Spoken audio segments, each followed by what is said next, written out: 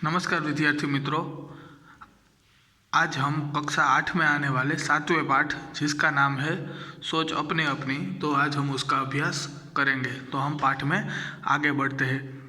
किसी विषय के पक्ष और विपक्ष के तर्क वितर्क सहित अपने विचारों की अभिव्यक्ति ही वाद विवाद है। अगर हम किसी विषय के बारे में अगर तर्क वितर्क करें कि इसमें क्या सही है क्या गलत है, तो इस तर्क वितर्क की घटना को ही हम वाद विवाद कहते हैं। वाद विवाद मौखिक भावाभिक का अत्यंत प्रभावशाली तथा महत्वपूर्ण रूप है। इस वाद विवाद का भी काफ़ी महत्व है। क्यों? इसलिए क्योंकि इस वाद विवाद से ही कोई भी घटना कोई भी चीज़ के दो पहलू हमारे सामने आते हैं कि इसमें लाभ क्या होता है और इसमें नुकसान क्या होता है, इसकी मर्यादाएं क्या होती है।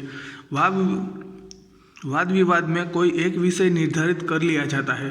कुछ विद्यार्थी उस विषय के पक्ष में तथा कुछ विपक्ष में अपने तर्क इकट्ठे करके कार्यक्रम के दिन श्रोता के सामने प्रस्तुत करते हैं। एक विषय निश्चित कर लिया जाता है, जैसे कि गांव या फिर शहर, विज्ञान, श्राप या फिर अभिश्राप, ऐसा कोई भी विषय है वह पसंद कर लिया जाता है और दोनों पक्ष में है एक समान विद्यार्थी रख दिए जाते हैं।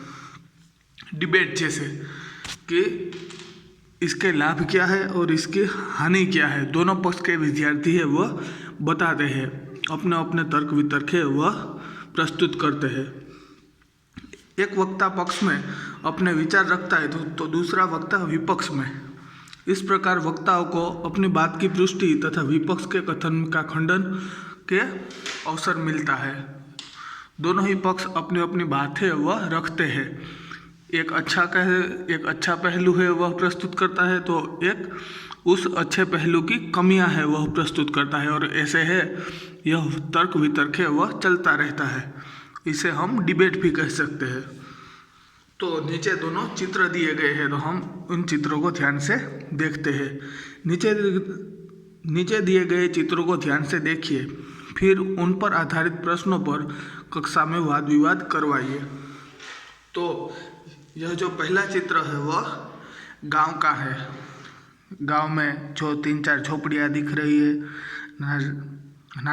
ये नारियल का पेड़ है, स्त्रियां हैं वह नदी में वह कपड़े धो रही है, एक आदमी है वह नदी में नहा रहा है, एक स्त्री है वह पानी भर रही है, और यहाँ पर एक कुम्हार है जो माटी के घड़े बना रहा है, और कहीं से यह एक गंदा पानी है वह नदी में आ रहा है।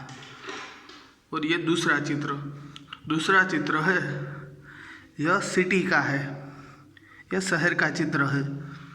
यहाँ पर यह गांव जैसी गंदगी यहाँ पर नहीं है। हाईवे दिखाया गया है, गाड़ियाँ चल रही है और लोग हैं वह अच्छे तरीके से वहाँ से यातायात भी कर रहे हैं। तो गांव और ये शहर का यहाँ पर चित्र दिखाया गया है। अब हम नीचे दिए गए प्रश्नों के उत्तर देंगे और इन दोनों में क्या फ़र्क है वह जानेंगे। तो पहला प्रश्न, दोनों चित्रों में क्या अंतर है? तो पहला चित्र है वह गांव का है, दूसरा चित्र है वह शहर का है। यह दोनों चित्रों का अंतर है कि पहला चित्र है वह गांव का दिया गया है और दूसरा चित्र है वह शहर का है। दूसरा प्रश्न, गांव तथा नगर के बीच में क्या अंतर है और तुम्हें कौन सा रुचिकर लगता है, क्यों? गांव तथा नगर के बीच में काफ़ी अंतर है, क्योंकि गांव में है वह पक्की सड़कें होती है, शहर में वह नहीं होती। शहर का जीवन है वह आधुनिकता से भरपूर होता है और गांव के जीवन में हमें सादाई दिखती है। यह दोनों ही रुचिकर है। ऐसा नहीं है कि गांव का जीवन रुचिकर है और शहर का जीवन रुचिकर नहीं है। जैसे जिसकी पसंद, किसी को शहर में रहना पर अच्छा लगता है, किसी को गांव में रहना अच्छा लगता है, पर गांव का जीवन मेरे मुताबिक अच्छा है क्योंकि वहाँ की हवा स्वच्छ होती है और जो खान पान की चीज़ें मिलती है वो भी अच्छी होती है, क्योंकि वहाँ पर गांव में है वह ऑर्गेनिक खेती ज़्यादा होती है। ऑर्गेनिक खेती यानी कि रसायनों से वहाँ पर खेती नहीं की जाती।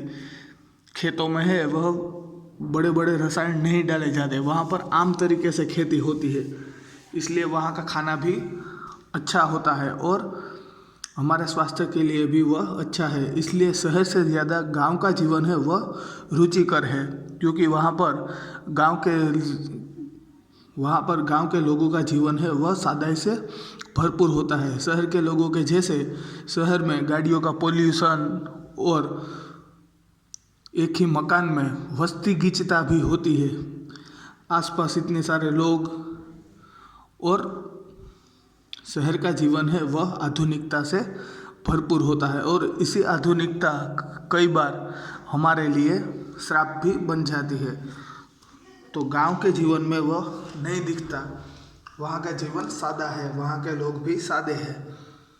तीसरा प्रश्न, क्या तालाब का जल पीने के लिए योग्य है? यदि नहीं तो क्यों?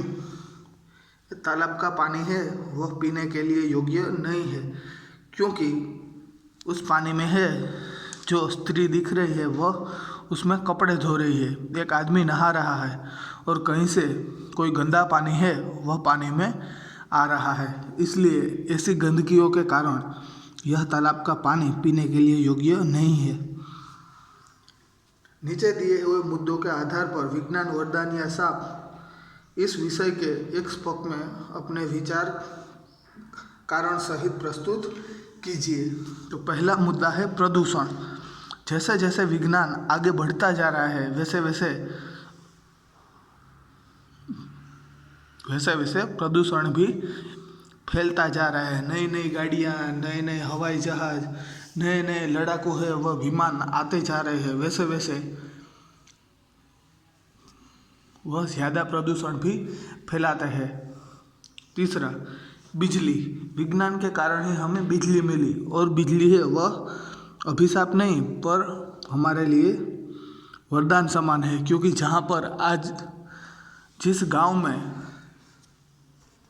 आज तक बिजली नहीं पहुंची थी और देश के उस कोने में भी आज विज्ञान के कारण है वह बिजली पहुंच रही है और सभी लोगों को उजाला मिला है। तीसरा, अंतरिक्ष की खोज। अंतरिक्ष की खोज से हमें यह मालूम होता है कि अंतरिक्ष में क्या गतिविधियां हो रही है, इसलिए यह भी हमारे लिए एक वरदान समान है और ऐसी टेक्नोलॉजी हमें भविष्य में और भी ज़्यादा बनानी चाहिए। डॉक्टरी सुविधाएं भी हमारे लिए वरदान स्वरूप है, क्योंकि अगर कोई मनुष्य किसी रोग से पीड़ित हो तो उसकी दवा भी उस रोग को मिटाने के लिए ज़रूरी है, जो पुराने ज़माने में नहीं होती थी और लोग है वह तड़प कर मर जाते थे। तो आज विज्ञान है वह इतना आगे बढ़ चुका है कि हमें कई सारी डॉक्टरी सुविधाएं भी मिलती है और कोई भी रोग हो उसका निदान है वह अचूकता से आज किया जा सकता है। दूरभाष यानी कि टेलीफोन, मोबाइल।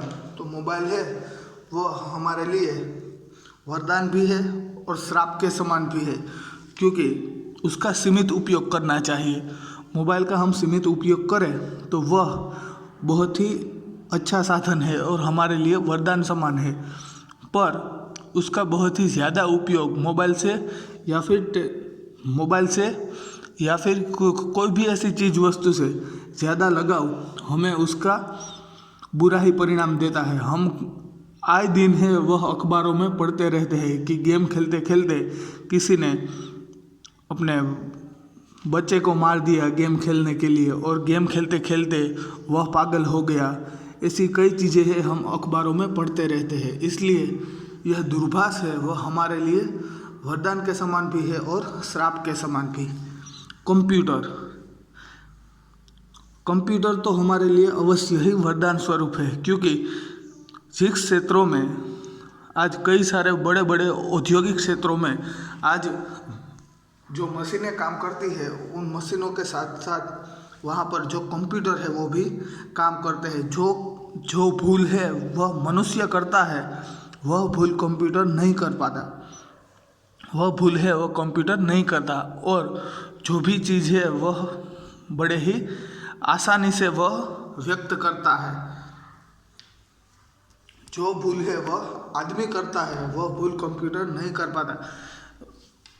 ऐसा कहे तो इसमें कोई बुराई नहीं है कि आदमी से ज़्यादा कंप्यूटर है वह ज़्यादा भरोसे लायक है, क्योंकि अगर किसी आदमी पर कोई काम छोड़ा जाए तो वह काम हो भी और न भी हो सकता, पर जो कंप्यूटर है वह सही समय पर सही काम है वह कर ही देता है।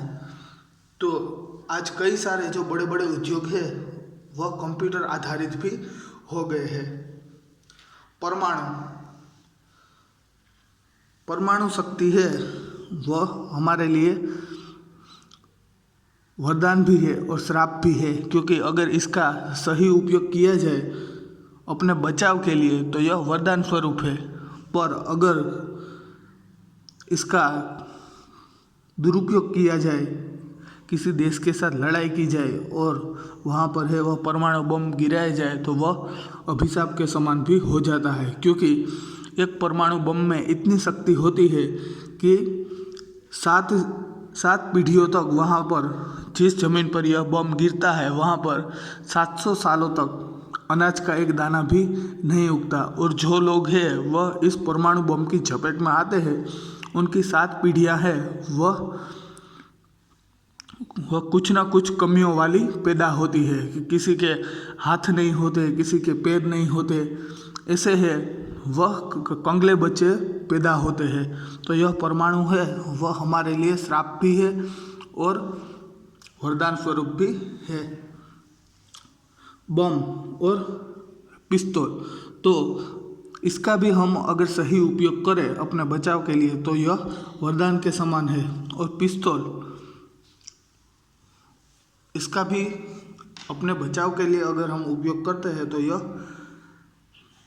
वरदान स्वरूप है, और अगर हम किसी पे हमला करें या फिर किसी को नुकसान पहुंचाने के लिए इसका उपयोग करते हैं तो यह हमारे लिए एक श्राप के समान भी बन सकता है।